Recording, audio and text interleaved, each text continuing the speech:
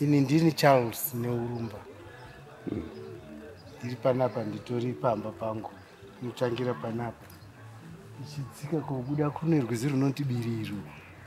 Ndokwandinogumira. Iyi ndo road inotendi pamba pangu. Yaye ndakatongozvifunga ndine orchard, ndine michero yandinayo muyadi mangu.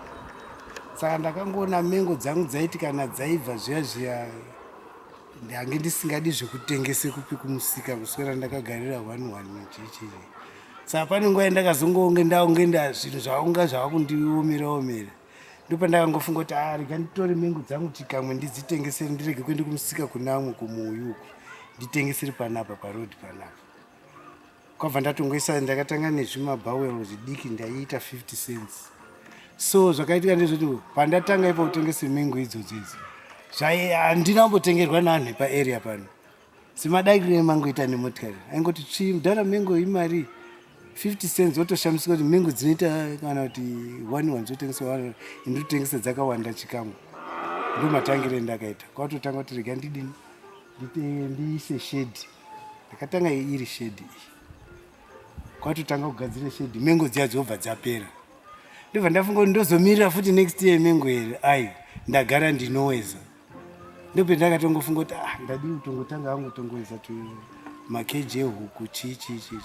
Ndiri mukati mwekudaro pane nguva yekutoti pamwedzi mapuranga neendisina. Ndope ndakati beta nditsvake matanda nditangotombotsetsa zvangu majoki chichi. Saka ndikutongoona izvozvi zvakutotanga kutodini tongondinakira. Maofukatsi ekumajoki aya ndo mendinoone manhingi aya.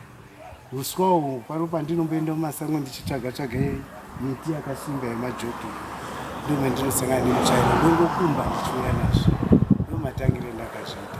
Saka ndikutongoona izvo zvakutongondinakidza kutongoswera ndichitongoita hangu zvinhu. Patombori pamwedzi munobata mari yakawanda zvakadii kubudikidza nemubato wenyu mumaoko?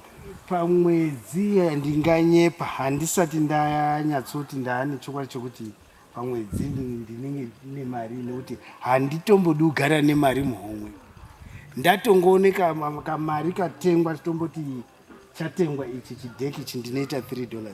Chichindotengwa chidheki ichocho ndinotongobva ndisati ndatombosvike kumba because sadza ndinaro kumba. Ndobva ndatoende hardware kana kuri kotenge zvipikiri ndobva ndangotenge zvipikiri zvongogara zviri pachandisikadi kugara. Ndodondogara ndiine zvandiri kuita. Pari zvino ndoshungu yandinayo. Saka handisati ndasvika pakuti ndizive kuti kupera kwemwedzi ndine mari, asi ndinodoti ndawane mari ndinotenga either fenzi idzi kana kuti zvinondogara kuti basa rangu rigare rindori chii. Inini dziso yandinode kupe kuna afana echikura ndinenge ndichingode kuakurudzira kuti azive kuti maoko aya anoraramisa. Kuseenzese maoko anoraramisa. Uyezve kudhakwa hakuna chinobuda nekudhakwa.